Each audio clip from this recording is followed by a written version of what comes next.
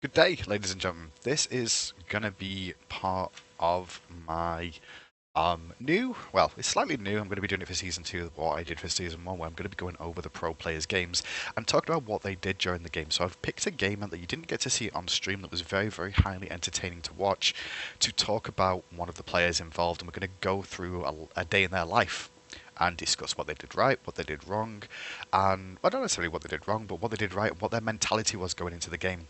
One thing I will do though is I'm going to talk about picks and bans a little bit as well, because this is something that you don't often get to see and talk about in as much detail as possible. So we're going to have a little look through them now and explain why things are happening. Sirka and Thor banned away.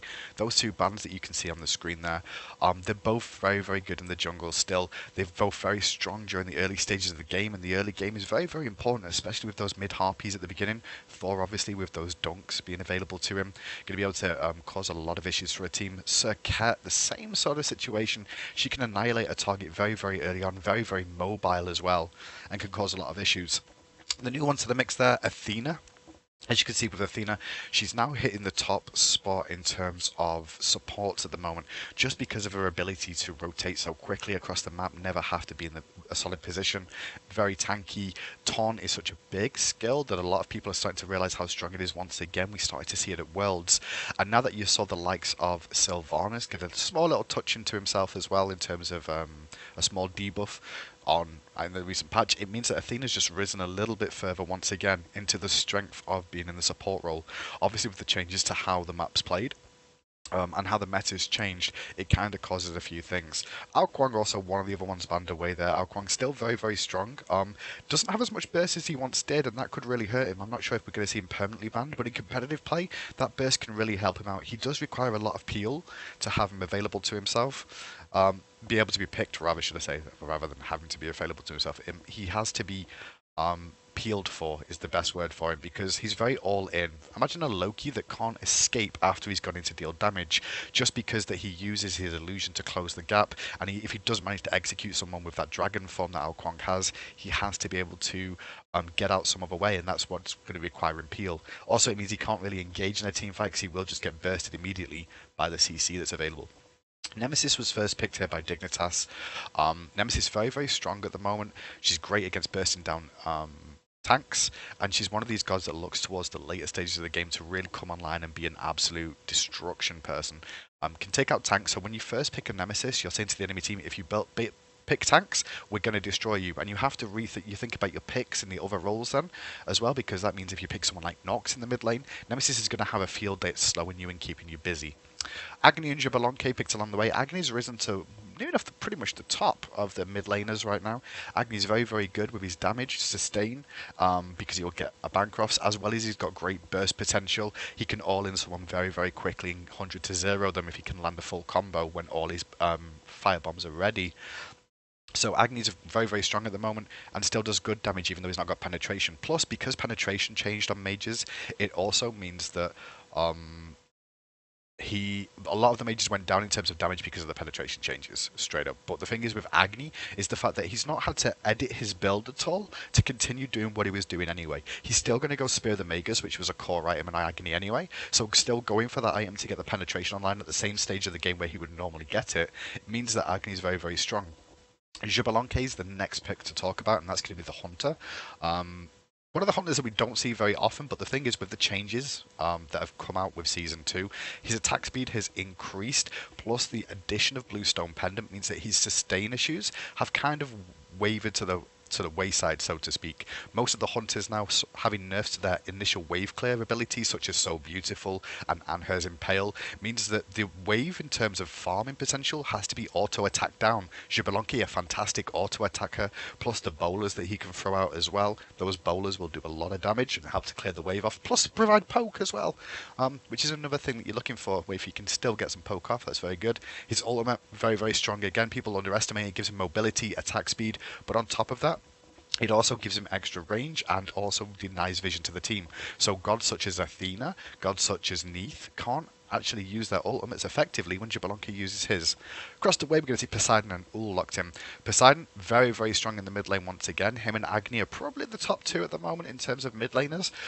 Once again, Poseidon has the same similar situation to Agni. He normally would build a Spear of the Magus anyway, just because of his Whirlpool and how that he managed to be able to get those stacks up on the Spear of the Magus. So his builds haven't really changed. Has one of the best mid lane team fights at the 3-minute Harpies, just because that Kraken covers such a big area, as well as the Whirlpool. He can cover 2 areas at once with Kraken and Whirlpool, can really force a fight and cause issues for a team. So Poseidon's risen to the top, on top of the fact that he's got great mobility as well. People are starting to realise it's very, very strong. And obviously the picks have all been jumbled up here a little bit, so we'll start going through them in the terms of this because, you know, I've taken so long talking about those first 3 picks. But we're on Ullr anyway. Ullr, Zapman's going to be playing this Ullr. This is one that we'll be following throughout this game. Ullr is a very, very strong hunter, very burst potential, lots of high damage. His attack speed got increased as well. And because everyone's attack speed based now, that it doesn't really matter that he has such high mana costs to an extent. It means he can save those mana costs for actually killing people. He can still go Bluestone Pendant as well. Or Transcendent, or Devourer's Gauntlets with the Bluestone Pendant. He doesn't have to build into one thing anymore. The Bluestone Pendant will give him enough sustain, and he's not going to get outpushed by the likes of, say, Apollo or Anher, because of the fact that he's not going to be needing to push as effectively, because everyone's going to be auto-attack based. Like I said, it's generally down to the supports that can kind of help out with that if they're looking for a real push.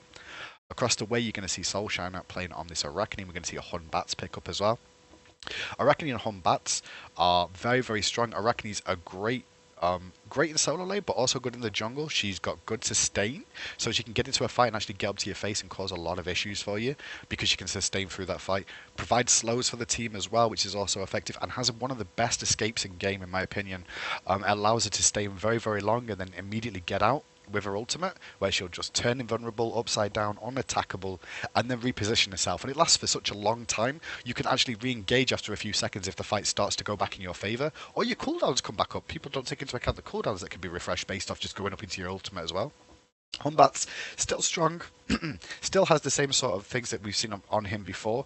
A great ultimate, great play throughout the whole game. His ultimate's always going to be useful from the moment you get it all the way up to level 20. It can turn a fight around. So no surprise to see Hunbat starting to creep back in a little bit. Across the way we're going to see Fenrir, but this is going to be in the support role. Fenrir very, very aggressive, has some good sustain on him as well, and he has good innate damage output thanks to his 2, which is the Howl. It's going to give him extra power, so even if he's building defensively for the team, he can build very defensively as an assassin. He's still going to be able to provide great sustain for himself in the fights. Brutalize is a great opportunity to continue chasing targets, and then obviously with that Ragnarok, his ultimate, he's going to be able to set up for a lot of damage for the likes of Poseidon, or even for Ullr to be able to, you know, pick them up. Still has that jump in as well, which is also a stun. So if you think about the Ullr Fenrir lane match combo, what could end up happening there is Fenrir jumps in, lands the stun, and then Ullr follows up with the full combo. He can do the 1-3 rain of arrows, switch to axe, throw the axe in the face to stun them again.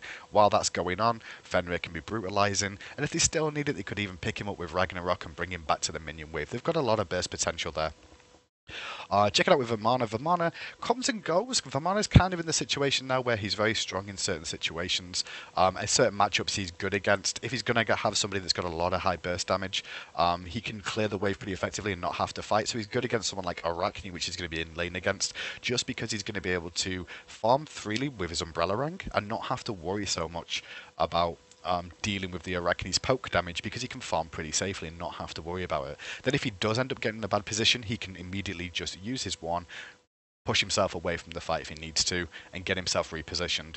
So he's very, very, very viable in that situation. Still provides the same sort of thing, frontline tank for your team, able to heal, regen back up as well. And the final one to talk about is going to be Sobek, I believe. Yeah, I think it's just Sobek left.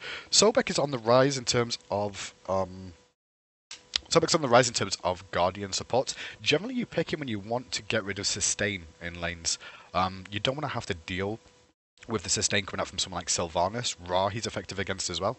Just because his Sickening Strike does cause a debuff which affects healing, it can really put the pressure onto a team and stop their sustain. He's actually pretty good against Nemesis as well. People don't realise how strong he is against Nemesis, just because Nemesis' shield is one of those abilities that blocks a lot of damage, but the knock up from Sobek prevents the shield from being used so that it cancels the shield out, so to speak. He's got pretty good sustain himself. His mana costs are a little bit high still. He's more of a counter pick Guardian more than anything else, but he is still very strong. The other two bands that we're going to see on the screen as well, Guan Yu and Bakasura. Bakasura, no real surprises there. Bakasura is still very strong assassin. Can be played in the jungle and can also be played in the solo lane. We may see some Bakasura games in the future in the jungle, but the solo lane, we've pretty much seen him Season 1 already, and he's very, very strong. Has great matchups against a lot of different gods in those situations, but he's not someone we have to worry about this time round. And Guan Yu's on the road to recovery. He has extras. He basically has things that you really, really want in a support. First of all, he's actually very high in the support tier. Guan Yu has the ability to shred armor, and shredding armor in this game is kind of important right now because penetration in the early stages of the game got taken away, which means that your burst potential on a target increases because you're getting free protection debuffs and free damage potential based off Guan Yu using his 3, which I should know the name of, Tallow Assault. There you go. Also, with that, you've also going to see his heal. His heal sustain is fantastic. Not only does it heal the gods that he's next to, he also heals the minions. If you remember about Sylvanas before he got nerfed, Sylvanas did have the ability to heal minions as well as other gods as well. Well, Guan Yu now does the same thing as what Sylvanas used to do. He used to do it anyway, he just didn't have great matchups. Nowadays, though, he does have pretty good matchups. It just depends who he's on it against. Athena's not a great matchup for him, and neither is Ymir. However, if Athena and Ymir are on the table, Guan Yu definitely good. He's very, very strong against someone like Geb. Geb can really have a few issues up against a Guan Yu just because he's going to shred his protections, deal a lot of damage to him, has a stun. And also the other thing about Guan Yu in the support role, he does have that cavalry charge. That cavalry charge gives him some of the greatest damage in the game available for an ultimate, just at base stats. And on top of that, he's also got that stun when he lands, so it's good for stealing away buffs if the Fire Giant or Golf is contested, and he's viable to him at all stages of the game. Also has self-healing, protection shred, reposition, plus the reposition is a slow as well, so that one's pretty good. So we might see more Guan Yu. I have seen 1 or 2 games yesterday where we saw him in the solo lane as well, so we might be seeing the rise of Guan Yu coming back, just because, like I said, penetration got changed, and with penetration being changed, it can mean that we're going to see some things going on. Now I'm just going to quickly update a few things because they're not all perfect. This is, I was going to say Zapman, but it's Team Eager now, and this is going to be up against Busters, I believe. Now this game wasn't actually streamed, which is fine because they don't manage to stream all the games. But what I'm actually going to do is I'm going to set this up so it looks exactly like you would probably see during the player's game. And we can just go through the player's game and discuss exactly how he played. We're just going to look at one individual first of all. Oh, Hindu, please, come on. Let's get things sorted, shall we? We're going to have a little look over at the man himself that everybody knows his name in Zapman. Now, Zapman is a fantastic player. Bear with me a second. Zapman is an absolutely awesome player. He's got great mechanics, he's a great fighter, and we're going to be following him through this game and talking about everything that he does during this game. Just going to remove all this stuff that you don't need to see, just because I want to try and make it almost realistic to what you'd normally see on your screen. So this is what we can see from Zapman in this game, and we're going to follow him through and talk about everything that he gets up to.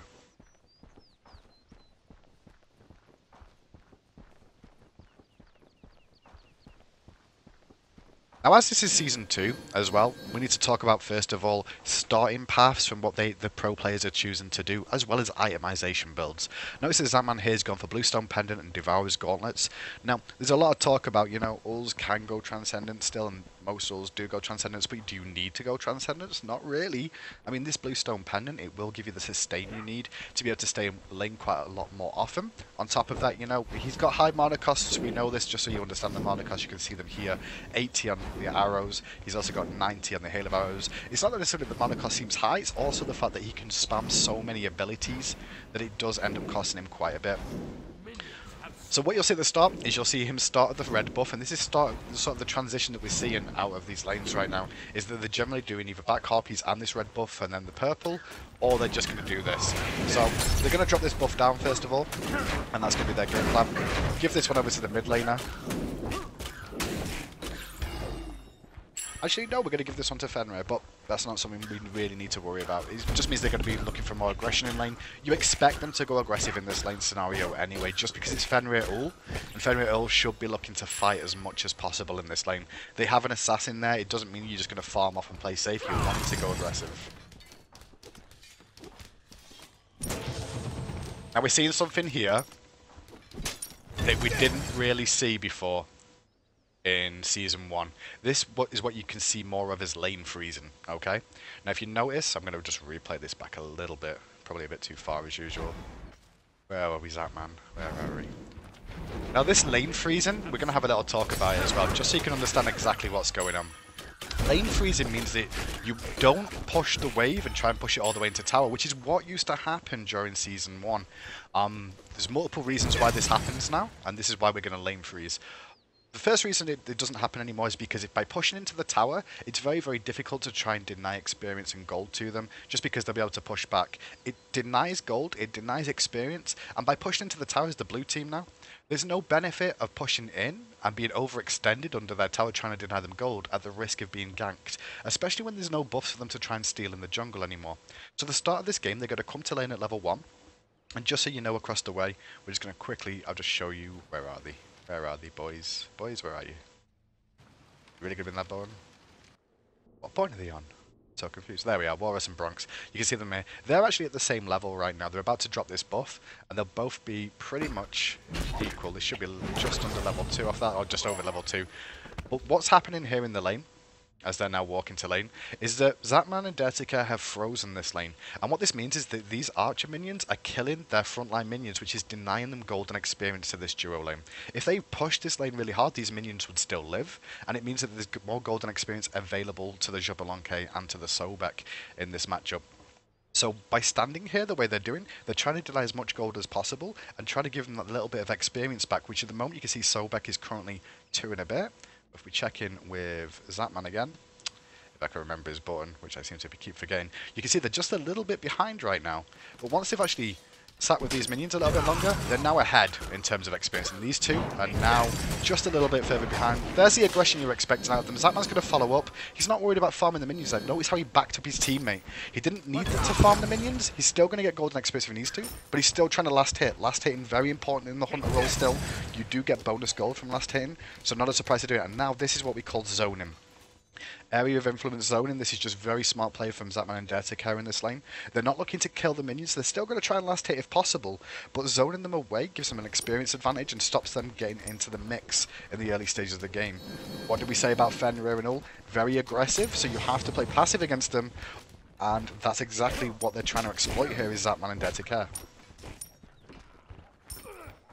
Now they've pushed into tower, and immediately they got called about rotations coming in. You could see Agony, you could see Arachne was on the way over, and immediately Dirtica and Zapman just back up. They wait for the team to rotate back mid lane, see that they've been spotted, and then they're looking for aggression. Fantastic poke. See that burst? That was exactly the combo we were talking about that we were looking to see out of this situation of Fenrir and Ullr. They land the stun into the Rain of Arrows combo and the Hail of Arrows. Sorry, the Rain of Arrows. Should know this, it's barbed arrow, isn't it? Bladed arrow. God damn it, Hindu. And Hail of Arrows combo. And they're only level 3, but the burst potentially is so high. Immediately drop down and picks up a kill for themselves. Now it's back to farming once again. And notice how the situation in the lane's changed now. They got rid of Jablonke and they've pushed him under the tower, and now they're going to back to base. Sorry, now they're going to push it under the tower instead of freeze the wave. You don't want to freeze the wave, you want to try and deny as much as possible. And now because there's nothing to farm in lane, they're looking for a rotation. They might not be able to get a pick here, but there's nothing else for Zapman to really do. So I like this call for him to come over for this gank as well. The Axe lands, the full combo. This was Zapman doing great work, great poke. That's put so much pressure on Agni. And notice how he's not actually lost anything in lane yet. I'm just going to show you this in lane. No minions he's actually lost in lane that he wouldn't have had anyway. He's probably going to lose this one. By the looks of it, he's probably lost 2 actually. In terms of one was under the tower anyway, he would have been overextended to do that. So his rotation has actually helped out his teammates. It may have not given him as much experience as he wanted to, but he was far ahead of the Jablonke anyway in the early stages of the game because he hit level 4 already. And Jablonke was only level 2 because he denied him a full wave. So even though he comes back to this lane now, he's still going to have an experience lead over Jablonke.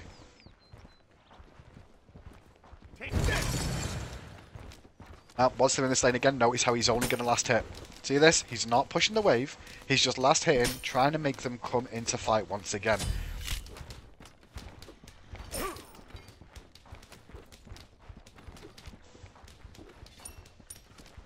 all the while, Xbalanque is losing gold. Maybe losing a bit of experience by being out of range of some of these deaths. And now the 3-minute harpies are coming up. Now 3-minute harpies are coming up and you can see that Fenrir is left and you've seen Sobek's left. So now the situation becomes more of a 1v1 hunter scenario once again. But the wave is pushing. Xbalanque can feel a little bit more confident about coming to the wave, but Zapman's not having any of it. Notice how he's positioned himself. He's trying to keep him pinned back as much as possible.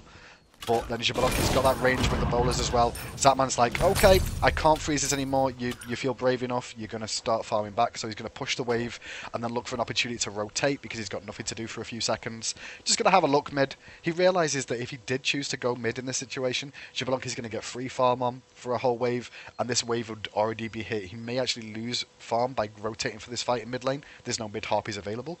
But notice this. You see this? This is really smart. He's just stood round the corner from where Xbalanque can see him. So by doing this, Xbalanque's not exactly sure where Zapman is. Now, Xbalanque's got two decisions now. He can tell his team, first of all, that Zapman's missing, so his team has to be worried about an Ullr coming to this. At the same time, Xbalanque's then going to sit there and go, do I rotate? Or do I stay and farm? Now, he's only level 4, so he'll probably stay and farm. But Zapman should know that should be what he's thinking about right now. And in doing so, he's probably going to think about fast pushing this wave just to try and deny Zapman experience. Quite possibly. So just standing out of range is one of those tactics that hunters should use a little bit more often. The pros really do. Back to farming once again.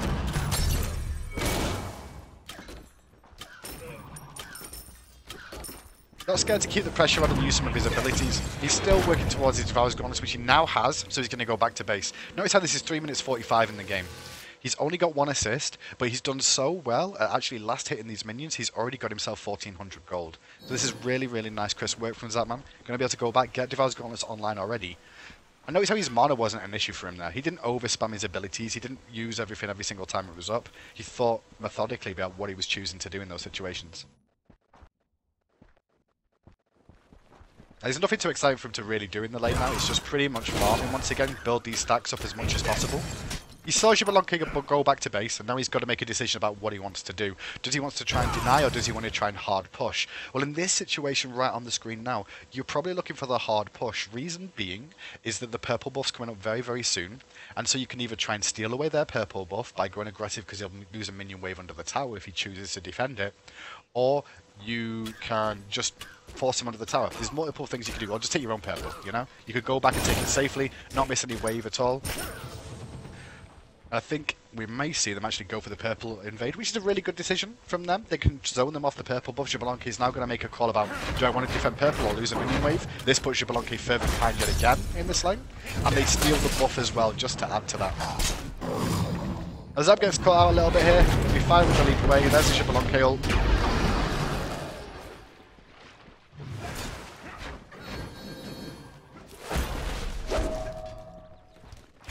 Did you notice how he didn't fight? Did you notice how he didn't fight whatsoever in that engagement? Let's just watch this back. Understand what he's thinking here. Fast forward through the wave as we go for this. So he sees him to get the steal. He gets attacked. He has to use his leap to get himself to a decent distance. And then, even though Ragnarok was just used there by Fenrir, he's not turning around to fight. He knows this rotation's coming in from the enemy team's coming in as well. You can probably see Arachne has rotated as well. Agni's just been called missing probably in the mid lane from Nor as well. So he knows he shouldn't be fighting this. So he's not looking to turn around and poke people down. Sometimes hunters can get themselves in a situation where they turn around to fight a little bit and they end up getting themselves caught. The reason he's not turning around to fight is because his leaps are now on cooldown. And if he spams all his mana, the worst case scenario is he could spam all his mana, have no extra escape available because his mana's low, at the same time as not be able to continue sustaining and farming in the wave. So he's backing out, but then he repositions a little bit to try and offer support to his teammate now, to offer support to this Fenrir. Throws out the axe, tries to give himself some distance, and then repositions again. Doesn't want to continue firing anything else, throws out some arrows, trying to help out. Notice how he's killed those minions to prevent, the spiders, to prevent the chase from continuing. And now he's still in a safe enough position that he can continue farming. He's not actually lost anything from that engagement, and the enemy team didn't get anything out of it. So now, once again, he's back to farming the wave. Notice how his wave, he's going to start last hitting again. He wants to keep the wave safe for a little bit, because he's not exactly 100% sure where everybody is on the map. Now, you would know now because of multiple reasons that the enemy team just did the Gold Fury. Fenrir had to back to base them, so he wasn't really in a position to get involved and help out with that, so he chose not to. He chose to just farm the wave and stay safe. He didn't full-on push it straight away, just because he wasn't sure whether he was going to get re-rotated on, so by pushing the wave he could have ended up in a bad position. But now he's going to go into his jungle and take the purple buff. He's got Nemesis and Fenrir on the way to help him out.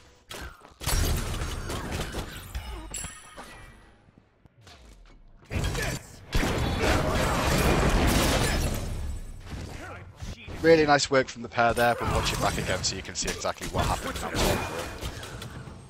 So they go back for the purple buff, drop this one down. And they look for the Gold Fury here and they find out the Gold Fury is down, which is exactly what happens. And then when he rotates back to lane, he sees that Xbalanque is overextended a little bit. He's on his own, in the minion wave, pushed up.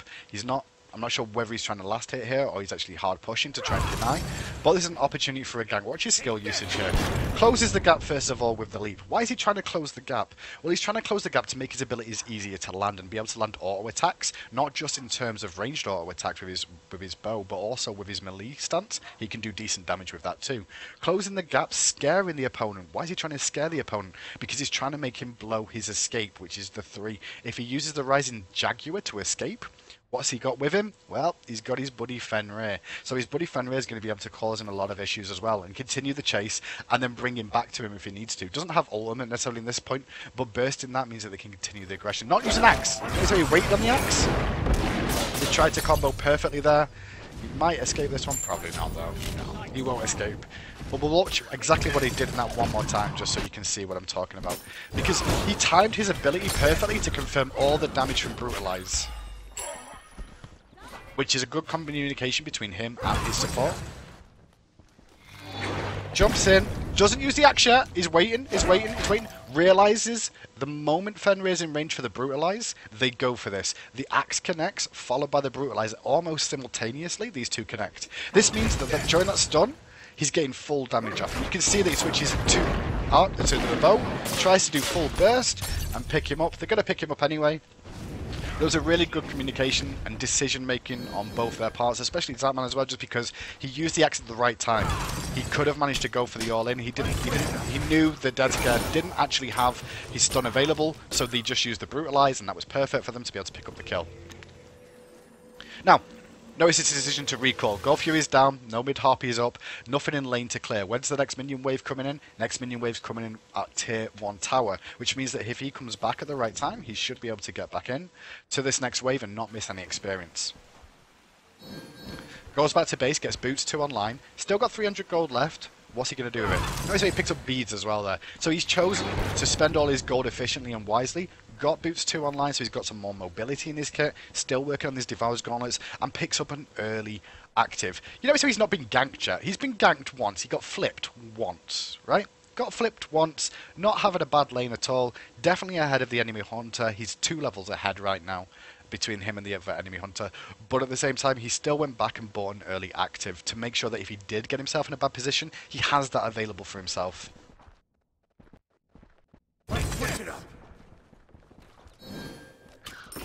Now, he could be a little bit more confident here. You can see that we've talked about positioning and making sure he doesn't overextend or be caught out of position. But he's got a 2-level lead, first of all. He's pretty strong in terms of abilities. On top of that, he's got great wall coverage on the map. And the team will also call what's going on, so he knows where he can go. Wall coverage here, here, and here. This at the moment is super defensive for super safe for Zapman to be in this position, just because of the wall coverage he's got. So he knows the situation he's in. When you look at the gods he's against, he's only really got to deal with Humbats who could potentially leap over the wall there. But if that happened, hey, we just bought beads, we're okay. Doesn't actually go hard pushing that wave. He's actually going to go for the same thing once again of poking the wave and trying to freeze it. Now, if he chooses to try and freeze this here, what's going to actually happen if he doesn't do anything but last hit? Well, let's just count minions first of all, okay? 3 archers for him and 3 brutes for him. 3 melee minions, as we should say. Across the way, there's 2 melee minions for them, but there's a heck of a lot more archers. So he's got more creeps in the fight. So if he actually tries to freeze this, what will slowly happen is you'll see this wave. If neither of them hit, the wave will slowly just start moving towards Zapman's direction, which means that once again, Xbalanque's got to overextend every single time to try and get away from it. I think we'll just see him last hit once again and trying to freeze Xbalanque after the mini wave. And Xbalanque can't do anything. Look at him.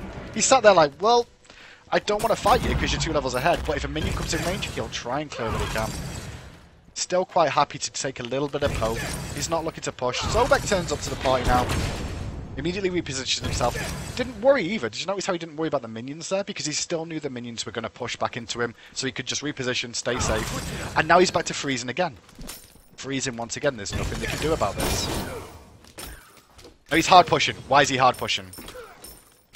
The reason he's hard pushing is because a call came out from the mid laner and from his support Fenrir to say Agni and Arachne are on the way. They've just rotated left. There's only one reason to rotate left at this part of the game, and that's to try and kill Zapman. How do they know that? Because the Gold Fury is down, their red buff is down. If your red buff is down, as you can see on the map, their red buff will be down because they both got dropped pretty much simultaneously at the start of the game, so you know the cooldowns of the buffs.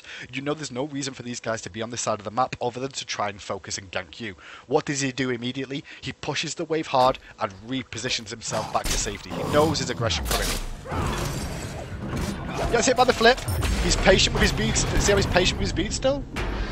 Didn't use beads in the whole of that. Look at how he chose to use his abilities. He was alone in that fight. The team couldn't do anything to get onto him. We'll watch it back one more time. You can just see actually his mentality in the whole engagement.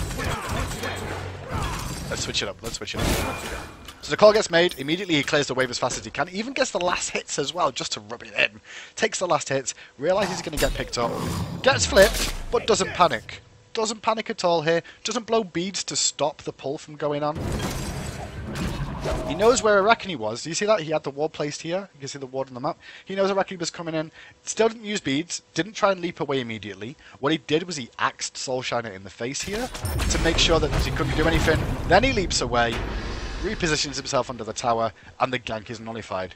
And he's still healthy enough to stay around. Why? Because he's got Devourer's Gauntlets as well. He knows the fight's still breaking out. He's got to be very careful about his positioning here. He's looking for a pick.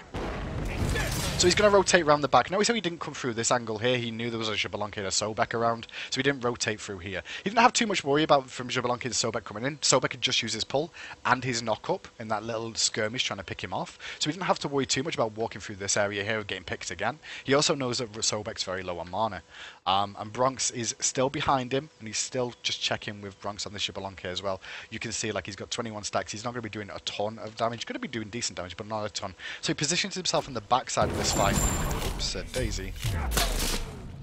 He tries to stay in this. He's actually more than anything baiting this fight because he knows Nemesis and Fenrir is coming around the back. So he realises they're going to continue chasing. Doesn't turn around at all because he doesn't have full vision of what's going on. When he realises he's safe enough, he turns once again, looking to stay in the fight. He's low, but is he low enough to have to get out? No. Good rain of arrows over the top. He's getting these hits off. Staying in a good position. He's looking for the pick on Soulshiner more than anything. And there you see him actually pick that one up. Once again, switches stances. He realises he got what he wanted. Now this situation here, what's the situation? He's very, very low on health, but he's got 49 stacks in Devourer's Gauntlets. He also is in Axe stance, which can give him some lifesteal as well. We'll just check that one. Physical lifesteal, an extra 5% when he's in lifesteal stance of the Axe form. So he can sustain a little bit. What's he got to worry about in this engagement? He's got to worry about Xbalanque. Xbalanque is the one that he's really scared of. Why is he not scared of Sobek? Sobek has no mana whatsoever. So he's only got base auto attacks that are going to deal damage to him. If he can position himself away from the Sobek, he doesn't have to worry about those. He's really just got to worry about Xbalanque and adjust and trying to juke out some damage. Trying to survive because he realises his cooldowns went off. He's going to die here with the poison now. He was trying to really set this one up for Nord. This was sometimes not for Nord, for Lasses to be able to pick up the kills. By baiting them in and staying around, this gives Lasses an opportunity to pick up 2 kills, if not more. He's trying to juke out. It might not work out for him now. But that's what Zapman's mentality was there. It wasn't necessarily a misplay of him staying around. It was trying to bait in for his teammates to pick up the kills and clean this one up and actually win the engagement overall. If we check the engagement, we can see that Arachne was the one that died there in that engagement. As did Agni, I believe. Yeah, Agni also died in that. So Agni and Arachne died, but so did Ullr, Poseidon and Fenrir. So the fight didn't go great for Eager, but understand what Zapman's mentality was there. They might actually still be able to clean this up. Yeah, they will do. You can see that. They got stuck around too long. There's even a chance for Lasses to get another kill here. This will actually improve the points. So it ended up being a 3-for-3. Oh, maybe not. Poisoned. OP! Xbalanque is back in the game. Remember what we were saying. So if he's up to come back online, and we'll keep talking about what he gets up to. So after that death, what happens? Well, he goes back to base and continues working on his boots. His boots now online, picks up some attack speed. Ninja Tabi, one of these that we'll more than likely see on all the hunters because of the extra attack speed that it's going to give you. The power is fantastic from the warrior Tabi, but attack speed is one of those items that, you know, it's not super easy to come by anymore to an extent because you want to be looking for penetration as well. Depends on the items and such. But look at this. Once again, goes back to lane. Doesn't try and push it out really hard immediately. What's he going to do? He's going to freeze Xbalanque for full wave of experience here. And what does this do? Extends him again in terms of the lead over the hunter. Checking with the hunters right now. Xbalanque does have a level lead. Why does he have a level lead? Let's just work this out. Xbalanque got all the kills in that engagement first of all, which isn't the greatest thing in the world for Zapman. Zapman's not misplayed this in any way. He's played the lane perfectly, but getting kills gets you golden experience. Also, the Gold Fury that he got earlier on got him golden experience, and this is why Xbalanque caught up so much, was that engagement where he managed to pick up 4 kills. But Zap's in a good enough position. He's going to be able to deny this whole wave of experience pretty much. Now you see this? This is one thing to know about this freezing. This minion is killable. This minion is killable. But he's not killing them because they're still dealing damage and they're not being focused by the minions. The reason they're not being focused by the minions is the fact that they are not the ones in the front line. The minions will always focus the minions on the front line of the engagement. They won't go for the back ones or the ones with the lowest HP. So him keeping them alive keeps this lane exactly where he wants it, frozen. Now, what he's gonna find here is he's probably gonna have to thin this wave out now. This is called thinning the wave when you freeze him. You want to thin the wave because you don't want to take too much damage by tanking up the whole wave and building up a massive amount of farm. And then if an engagement happens, you've got to fight this huge minion wave. So he'll probably just thin the wave here. You'll see him thin it down a little bit now. He's going to try and tank up as many as possible of these. He will thin it a little bit more though. Plus, the benefit of this as well is that when his teammates do rotate over, he's going to be able to soak experience. See how he's standing against the wall here? Why is he standing against the wall? Why did he just reposition himself? Well, reason one, there's all these archers that he's trying to freeze to basically deny another wave of experience from Xbalanque being able to do anything. But also he's standing here because they're doing the buff and he should be able to get the experience over the wall. That's what he's hoping for. He's hoping the teammates put him close enough to the wall. Then he goes back to the wave. He was still getting golden experience from this as well. Back in the wave again. Last hit him. And completely freeze the wave there. What's he going to do now? Jump over the wall, pick up his speed buff, come back to the lane. The lane's in still a good enough position. So he doesn't have to worry at the moment. He's going to be able to come back to the lane and still have all this farm sat here waiting for him. The Articair's actually going to freeze the wave some more. And the wave is frozen again. Going to thin it a little bit once again because he doesn't want a big build-up of minions. But he leaves the archers standing just to block the wave and deal damage to the front line. And then he's back to last hitting again, keeping the wave frozen in place. Just to show you the difference in that whole little skirmish as well. This is what I'm going to talk about here. Level 10, he's going to come to the lane. And he's just under level 11, okay? This is the situation he's in right now. He's just under level 11, as you can see. We'll check him with Xbalanque. And the moment Xbalanque leaves lane. Cheers. Just over level 11. So that level difference that you saw is very marginal. It's like 1.5 creeps, probably. And then you'll see the difference. Now let's see the difference when we get back to the whole little thing that just happened there, and we talked about it. Let's see the difference. Xbalanque is now back in lane. Look at the level there on Zapman, based off what he just did. And look at the level on Xbalanque, if we can find him again. Xbalanque. So, he's got half a level of experience ahead now of this Xbalanque. When you check out the wave as well, just to see the wave difference as well, potential in the wave for farm for Bronx Bombers here is actually 4 minions. You can see that because there's only 4 minions left here. How much potential in the wave for Zapman? 6 minions. So potential in the wave means that now Zapman has a lead in terms of experience by about half a level over the enemy hunter already. And that whole catch-up that just happened from him, Zapman's helped to deny that away from the Xbalanque again and bring himself back onto even terms. Even though Zapman only got 1 kill in that engagement and Xbalanque got 4, he's brought himself back on even levels. And once again, he's going to go back to semi-freezing the wave, if you can see it. Now, both supports have returned back to lane, mainly because the Gold Fury is up again. And so you're going to see them stay on this side of the map. Gotta watch his positioning. Notice how he notices he's reading the situation here. He read the situation pretty well. Bowlers get used immediately, so he backs out. He looks like signs of aggression coming out from these two. The way they just started stepping forward, he started to read that. And so he's just repositioning a little bit, showing he's walking away. Instantly clears the wave here because they know there's a fight breaking out. He's heard his teammates calling about the fight. Xbalanque popped his ultimate, which is a sign of engagement. And now that he cleared those minions out, he's going to leave. Why is he going to leave? Because the minion wave at the moment, as it stands, he'll come back to it and it'll be perfectly fine. Has to rotate for the fight because he's going to be a teammate. And we'll see how this one plays out for him. What his positioning is going to be. Clears the spider out. He's not looking to spam abilities, he's not looking to go in deep, he's looking to protect lasses in case Soul Shiner came down on him. Now he realises Dirty Curse picked someone up. Didn't go for the axe there, or did he? He did go for the axe there, but unfortunately, you know, he used bees straight away, Soul Shiner. Looking to try and poke down, reposition himself to the backline again. Switches to axe stance to just clear off those minions as quick as possible, also sustain off them. And he's not disengaging yet, he's looking for a pick. You see this? You see this? There's a ward here. This is why he's looking like, come on Agni, come on Agni, come on.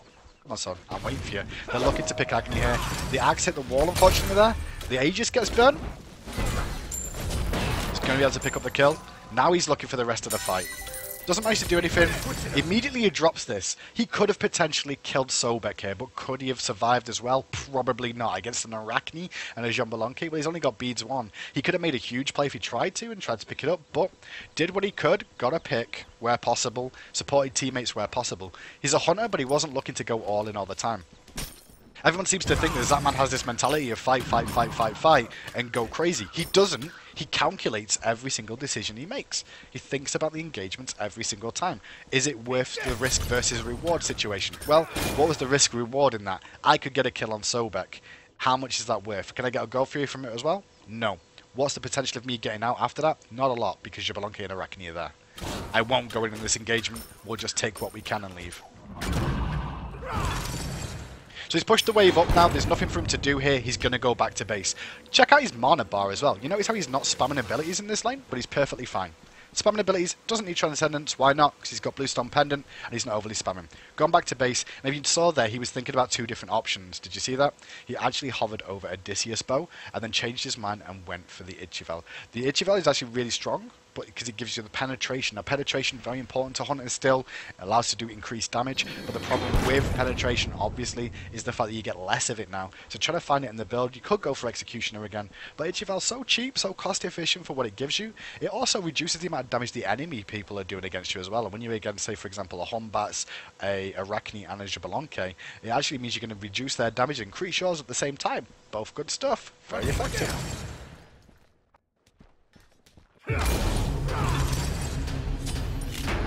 You see that? You see what happened then? The moment the ultimate was popped from Xbalanque, he immediately bursted the wave and looked to rotate. Immediately looked to rotate. Why? He's not got Xbalanque on the map. He doesn't know where he is. Xbalanque could be at this fight right now. There's nothing else for him to farm in the wave after that wave, so he pushes it immediately and then looks to rotate to the team. Immediately looks for the rotation. He's going to try and get over here and get involved. He's not losing any farm by doing this. He sees the fight going on. He ignores the minion wave for now. Gonna leap in and try and support his teammates. Into the fight he comes. Slow it down to see exactly what happens. He's looking for the Humbats. He's looking to reposition and stay at the backline as much as possible. He's in amongst this, but he's not panicking yet. You see how he's not panicking? He's just switched stances to axe form now. So he's ready for the reposition, but he's not scared to try and melee brute these guys down and then look for the rotation out. But he's not going to find a kill, unfortunately. But he does set his teammates up for potential. Now, could Zapman have escaped that one? Yeah, he could have. But what he actually did was actually force the team to engage more. The problem was the rest of his team were dead, so he couldn't actually pick anything else up. He was actually just trying to stay in the fight and hope his teammates would support it, at the same time as being able to pick up a kill. Unfortunately, like I said, they'd all died, so there was nothing available for them. We'll wait for him to respawn again. See what exactly happened. And you see how he didn't use beads then in that situation either? What's this one? Sprint. Oh, did he have sprint already? Oh no, he just popped sprint at the start. Okay, I was confused. Gone back again. Hasn't picked up anything else apart from just sprint 1. Left beads rank 1. Hasn't used it yet. Remember how he bought these beads earlier on? It's okay to have that ability available. It doesn't mean you have to use it. There was no real hard CC that he had to cleanse immediately, so he wasn't scared of cleansing it.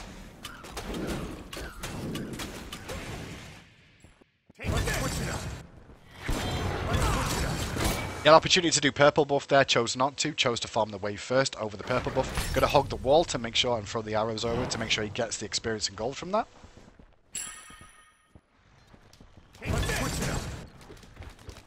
Back to freezing again. Why is he freezing? Denying experience. This is one of the ways of the hunter now. The amount of experience is important.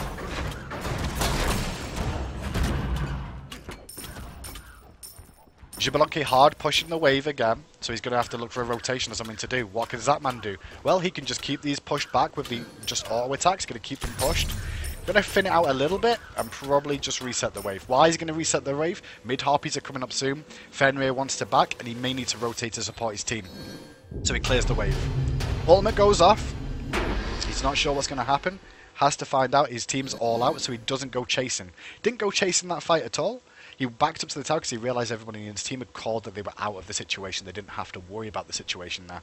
So he's keeping an eye on the map. He's keeping an eye on positions of what's going on. He's thinking, do I rotate? Do I stay? What's going on? Are they going to get anything out of this? Can I support my team in any way? What should I do? Minions are exactly still even. He realises he can support his teammates here. There's potential to help out, or at least maybe even get a kill. So pops his sprint to close the gap as quick as possible to get himself there earlier.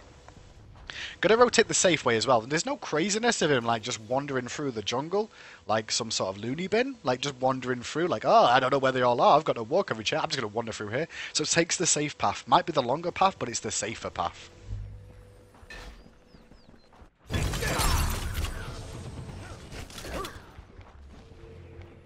So he supported his teammates there. He didn't lose any farm because the minion wave's exactly the same in terms of experience-wise, and Xbalanque lost exactly the same amount. Now the reason he's not gone back to lane yet is obviously they've got a call that they're trying to do the fire giant here. He's going to try and support his teammates and help out a little bit. Good potential for poke. Let's see who he tries to focus in his engagement. He's waiting for the call more than anything. They're looking for a pick, trying to find someone, but unfortunately doesn't continue chasing, doesn't like chase after them full on, doesn't throw out axes, hopefully hoping they would hit. Looked for the actual kill potential, didn't find anything. Goes mid, farms the wave, on his way back. Going to actually try and push down this tower, which is a good call from him and his team. Now they're going to look for Gold Fury. And they're looking for fast burst on this. This is where you'll see him use his full combo, just to bring you down as quick as possible.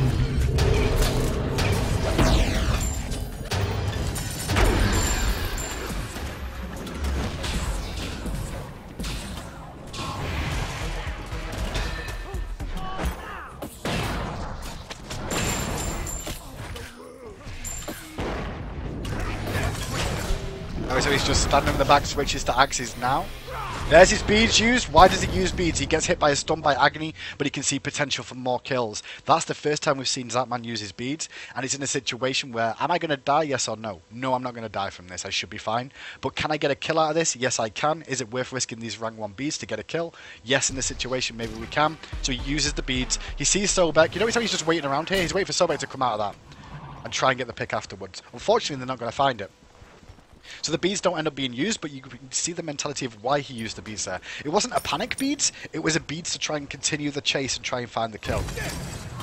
Now that they've won that fight to an extent, they're going to be able to push them back and actually take this tier 1 tower down the left hand side.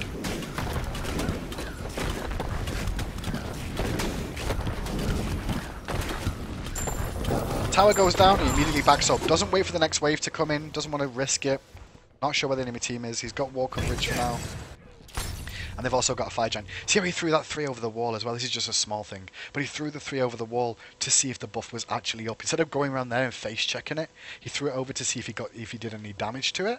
Because if he did damage to it, he would have known the red buff was up for them. Why is he checking it now? Well, look at his red buff. His red buff is nearly up, which means there's a potential that it's either slightly ahead or slightly behind the enemy buff at this moment in time. Slightly ahead, but he doesn't know this. But by throwing that out, he checked it for his team, and they know it's down at the moment. So there's no reason for him to actually base unless he wants to. He's just looking for more farm. So goes and does back harpies. Quite happy to do so. He might wait around for this red buff to spawn. Doesn't have to worry about the minion wave for now. Minion wave's in a good enough position to go back and farm to. So he's going to be able to give this one over to him. Get some extra experience and gold for himself as well.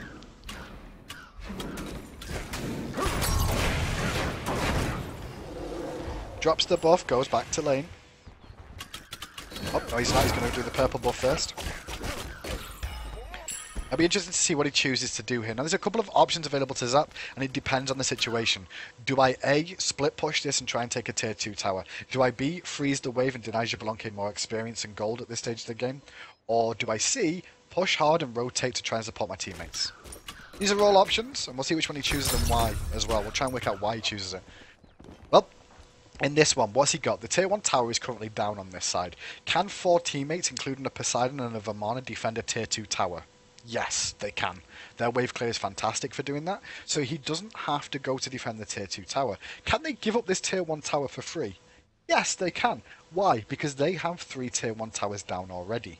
What can he potentially get by staying here? He can get a tier 2 tower. Tier 2 tower, exactly the same amount of gold and experience as a Gold Fury, and gives a map advantage for the potential of taking a Phoenix out at any given point. He realises his team can defend. They're going to give up the tier 1 tower on the right hand side, which is fine. They've just taken 2 tier 1 towers. Zapman did them himself. So he's going to hard push this wave. What does this do? Hard pushing this wave means that you can try and get poke onto the tier 2 tower. It also means that somebody's going to come back to defend, which means that they've not got that 5-man grouping for that team fight that's very, very strong coming out from Busters. It means that he's going to be able to force somebody over, force it to disengage to an extent, and then he can actually rotate back to base and make it a 5v4 on the other side of the map. Plus, they're wasting the Fire Giant on defensive duties, not on offensive duties. So, the call came out. He's not going to stay around any longer. He's expecting them to disengage and not try and pressure the tier 2. This is all about mind games as well. Be clear on this one. Is that Zapman's decision to hard push this means that he gets more farm. He denies gold and experience once again, but he forces somebody back to base. Even if they don't come back to base, then he knows next time that they won't come back, so he can continue pressuring. This situation, Humbats comes back. The enemy team knows as well that if they continue engaging on that tier 2 tower, they have to fight and clean that fight up. Otherwise, Zapman's going to get a tier 2 tower and a Phoenix, while they might get a tier 2 tower, or nothing. So the enemy team disengages, Zapman disengages, Zapman's presence there disengaged the enemy team.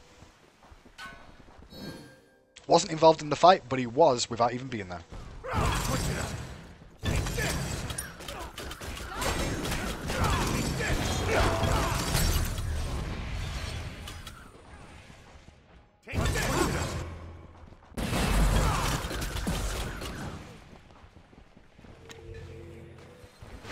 So notice how he's gone back, got the Executioner online, now extra attack speed, more penetration as well, because he's going to be able to reduce the enemy's physical protections.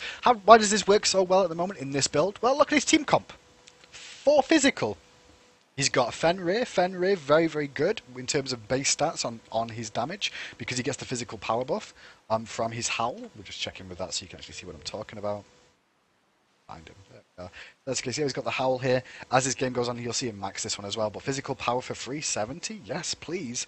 So giving him that means that he's going to be doing more damage with his auto attacks. Even though he's built tanky, he's still going to get some damage off through the base protection. Verman is going to like that. Lassus is going to like that on that Nemesis as well. So it's a team item as well as a good individual item for him to be picking up as well. Also, notice how he maxed the sprint as well. He wants the sprint to be able to chase, but also at the same time be able to not to. Farms on the way back. He's not looking for anything else. Just going to farm on the way back to the lane. I'd say that was a small little misplay of taking the back harpies and not the farm there. He could have got back for that full wave of farm, but hey, we can forgive him. It's the only misplay I've actually seen him make so far. Everyone makes mistakes, let's be honest. So he saw the Zapman ult come out, nothing actually happened from it. He pushes the wave out once again in this lane. It keeps the lane pressure on in case a fight goes badly. They can't push really hard and pick up kills.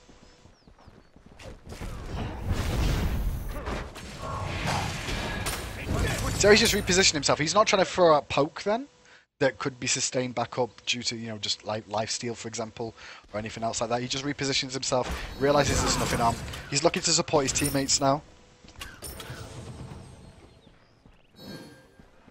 And notice this as well. Just let's have a little look at the graph here.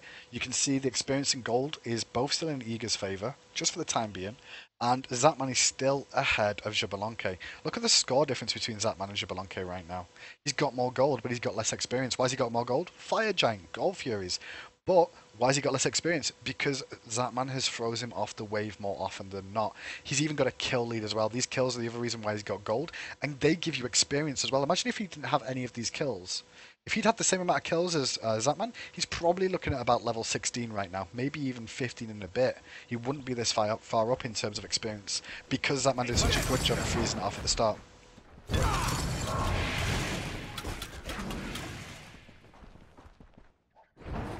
So stays at the back.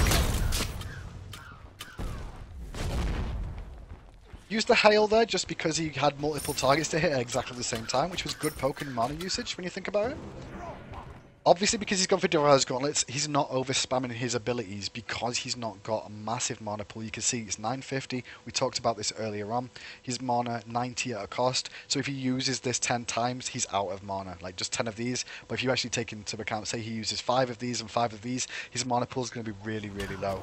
So he's not looking to over spam. He's relying on auto attacks to clear the wave out. He's not trying to hard push it all the time. But he's keeping an eye on his mana all the time. So he's not overusing it.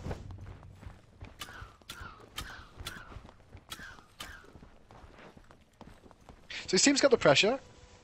He's not right up in the forefront here. He's allowing his teammates to like position themselves for a pick. His teammates back away. You notice how his teammates back away and they're in different positions here. So he backs up too. He doesn't hang around longer than he needs to. He doesn't want to get himself picked off by being slightly out of position. So immediately he just backs up as well. He's like, okay, the engagement's gone. I'm just going to back away. There's nothing else for me to do here. So what's he doing now? Well, there's a wave in mid. He's thinking about what he wants to really do. He realises the Gold Fury's up and his team's got an opportunity to try and pick it. He's got support from his teammates. They're going to push out mid. He's got Lasses on the left-hand side as well. And at the same time, totally splitting right. So what happens here? Well, he starts Gold Fury. If the enemy team comes to the Gold Fury, he can then Anatoly can take the tier 2 tower. If Anatoly doesn't get rotated on, like it's happening now, and they rotate for the Gold Fury, then Zapman can back off the Gold Fury, or potentially fight in a 4v5, and Toly can get a tier 2 tower for free. So there's 2 options available for him. The only thing is, they were trying to do that, but Fire Giants just respawned, and immediately he drops it and gets himself here as quick as he can. He even pops his speed buff to get himself here even quicker. And we'll see him in this engagement now. Now, Toly's on the front line here. He had to come in from a different angle. They're trying to zone them off and actually apply pressure now. They're looking to fight our eager. Not pop sprint here, not leapt in until now because he realises the gap closed. Jumps in to support his teammates.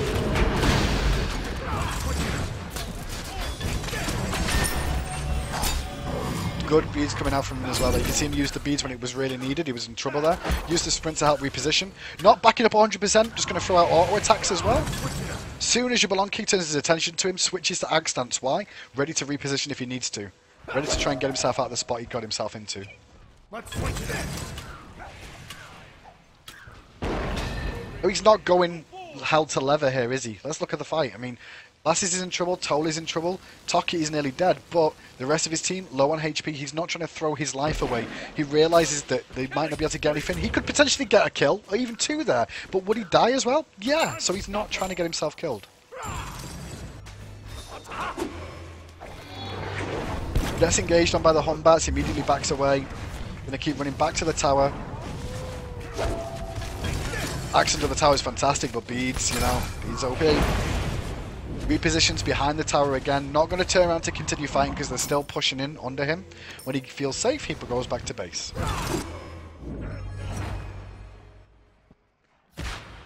So they know they're doing the Fire Giant right now. His team are not in a position to defend it. Toly's dead. Lasses is dead. What's that man's call? Get Gold Fury. Go, go, go, go, go. We can burst this down before they get here. He realises his team. This is good play from Zapman once again, and the whole of Eager, because what he's actually doing is he's getting as much experience in gold back as possible for his team, denying them buffs. He knew the team was going to get Gold Fury. There was no engagement from the enemy team to try and steal that one away, so he went and took the purple buff. What does the purple buff do? Denies Jablonki extra attack speed and power. Why not deny it? Bit risky this. He knows this is going on. He's looking for a steal. I don't think he found it though, unfortunately. Or maybe he did. He actually did find it. That was really nice from Zap. Steals that one away just by using sight. He didn't actually go fully aggressive. Little bit, that was the most risky thing we've seen that man do, right? But was it calculated? Yeah, perfectly. See, you've got a bit of crit online now as well. Probably working for Rage or Deathbringer. More than likely Rage. There's nowhere for him to really go that's super safe, so he's farming up the jungle now, continuing to level up. Just hit level 19, drops the red buff for the side in mid, and then by the time he's done all that, the minion wave is in a decent enough position for him to farm it up. Doesn't hesitate, he's not trying to freeze the wave anymore and continue farming, he's just trying to push this one out before the enemy team come in, because the enemy team's looking for towers with this Fire Giant once again. Team's going to give up the tier 2, or sorry, the tier 1 on the left hand side because Toly's pushing mid, Nemesis is pushing right. There's no reason for him to stick around and potentially get picked against a 5-man team. So comes back to base, continues working on that Rage or Deathbringer, whichever it is he's going to choose to pick up. However, he comes back this side because he's looking to defend against the tier 2. Not too hard though, because look what's going on in the other lanes. They're looking to pressure. Zapman's actually looking for a little bit of aggression. See this? Why has he popped sprint, guys? He's popped sprint because Awesome to the Max is trying to back. And what's he want to do? Stop that back from happening. Stop that back. So now he's had to restart the back again. He's trying to stop them back in so that Tolly and mid can get a Phoenix. At the same time, his lasses can also get a tier 2 tower. What are the enemy team getting right now? Well, they got a tier 1 and a tier 2 tower. What if they lost? Well, it looks like they're going to lose their tier 2 tower as well. And Big Baby's currently crushing down that Phoenix. Not sure if lasses will, Tolly will live for this. It looks like he will, actually. Yeah, because Lassie is going to come over as well. So this is working out perfectly for Team Eager. See how he's positioning us all the time? Didn't try and defend this tier 2 tower too hard. The big engagement's up on the other end of the map. They've already took a tier 2 tower down there. They're taking down this Phoenix right now, whilst the enemy team got a tier 2 tower and a tier 2 tower. He's not looking to die, but he's looking to get a pick if he can find one. He's not too scared of fighting. He's going to force out Soulshiner's ultimate here, minimum, more than likely. Now, you see how the fight's raging on. They're chasing Fenrir on the left-hand side of the map. He's got a low-health Soulshiner. He's got a low-health Sobek in his face. The other damage dealers, the main damage dealers, the main threats right now up against Zapman are not involved in this fight. They're after Fenrir and Poseidon's dealing with it. On the backside, Humbats isn't here with his ultimate either. So what's Zapman choosing to do? He's choosing to try and go aggressive in the mid lane. As soon as the Zapman kill comes out though, he backs up immediately. Realising he can't continue the chase with that ultimate orb, he's going to cause him issues. The Phoenix goes down though in mid lane. So overall this fight at the moment has cost Eager rather, not Dignitas. Oh, nearly made that mistake. One person for a Phoenix and two tier 2 towers. Sorry, a tier 2 they got a tier 2 tower and a Phoenix. The enemy team got 2 tier 2 towers. And now they're going to try and defend the Phoenix. They may lose it here, but they're getting good poke off. That's one person dead. See how he didn't beads there? See how he didn't beads? There was no risk of extra engagement. Could have beads out of that stun. Could have panicked himself out of that. Didn't choose to do that. Just sat and ate it because he knew his position was okay. He was safe enough that they couldn't continue the chase without getting themselves in a really bad spot. Now he's looking to chase them down. Keep the pressure on. Doesn't use the beads again, notice. Still chasing that to Takadi though. Not going to find the axe. And the moment he realises he's got nothing else to continue the chase, he stops the chase. Goes back to farming, pushing the wave out once again. Jungle's down. He's going to ward up himself, try and take mid-harpies. He's got the spawn point on those, so he's still trying to farm. What else is he going to do now? Go back to base, got 1600 gold. Why? Buy his rage. What else does he do with the other 360 he had? He bought beads 3, got himself a ward again.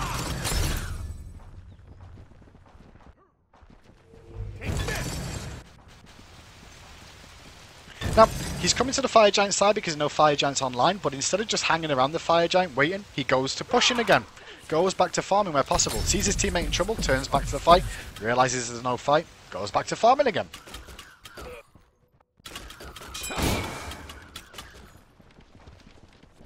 Once again, there's no farm, so what does he do? Reposition himself in those Fire Giants up. Let's look at his positioning for the fight and where he chooses to stand himself.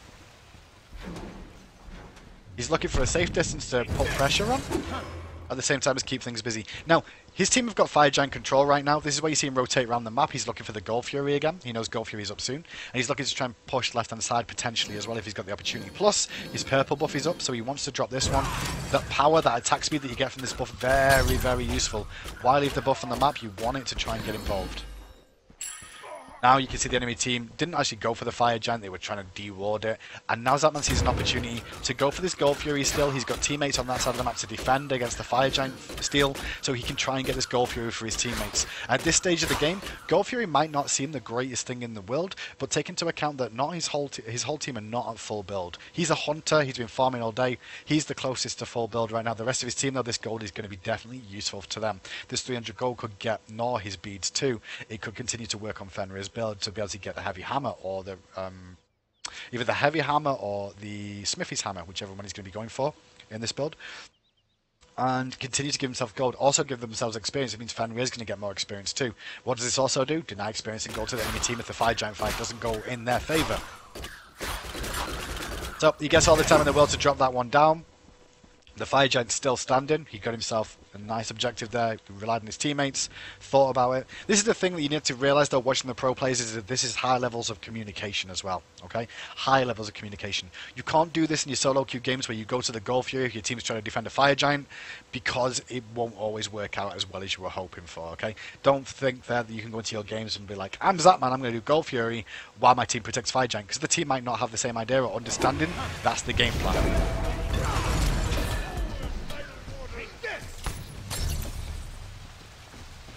So, position himself. You notice how he's not running in here. Why is he not running in here?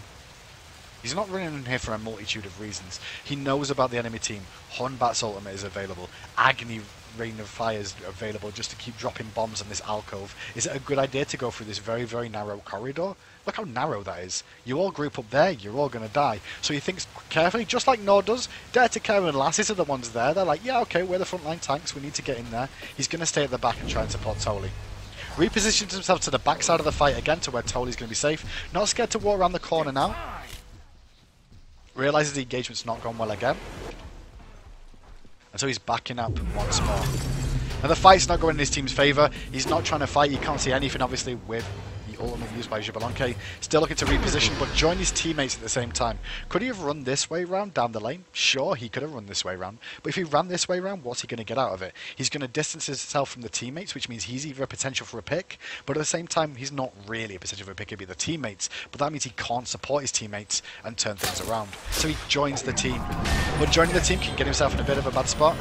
Uses the beads, and notice where he's running to. He's not running back to the tower. He's not running back to the Tower of Safety. Where's he running to? He's running to his boys. He's running to his boys. That's where he needs to go. So that's where he's going to head. Straight over to his support. Straight over to the Kraken Poseidon boy. Going to try and support him on. Pops the sprint because he's worried about the stun coming out. Tries to avoid it. Doesn't get the stunned, but does eat a bit of damage. Repositions himself. Now look at this. The team's doing Fire Giant. Poseidon has Kraken up. Dare to Care has his ultimate up as well. Is there a potential to be able to try and do the Fire Giant? Yes or no? Yes, there is. Try and defend it. What is also available though right now? Look how many fire minions are in this mid lane. Look how many there is. This call from Zapman is amazing. This is a really intelligent call from Zapman, because it's going to force the team to try and defend. Because if they don't defend, there's potential here for Zapman to get the kill on the Titan and end the game. What's the main objective, guys? I mean, they got the Fire Giant too, which is terrible, but not terrible, it's amazing. But what is the main objective of the game? The main objective of the game is to kill the Titan. Is the Fire Giant more important than the Titan? Hell no. Zapman realises an opportunity here. He's relying on his teammates now. The call's been made by Eager to try and burst this down. And they're going to try and stop everybody from backing. They don't care if Dare to Care dies, which he's going to do now. If Nord dies, it doesn't matter. He's stopping people from backing. And what happens now? Zapman clears the minion wave, uses all these fire minions to his advantage, and ends the game for his team. And all Busters can do is sit and watch. Was it a good game from Zapman individually? He went 3, 2 and 5. The enemy hunter went 11, 2 and 4. How much gold did Zapman end up on? 1400. How much gold did Xbalanque end up on? 1500. But we'll check a few things out. Gold Furies. Fire Giants. Bring them online just so you can see exactly how many each we've got. Might need to rewind a second just to... Oh, rewind a little bit more just so I can try and prove this point. There we go. Just going to pause it there. 2. Oh, I've rewound too far now. Come on, Hindu. I think it's 2-1 in Fire Giants now after that Fire Giant engagement. You just get that engagement going. Define.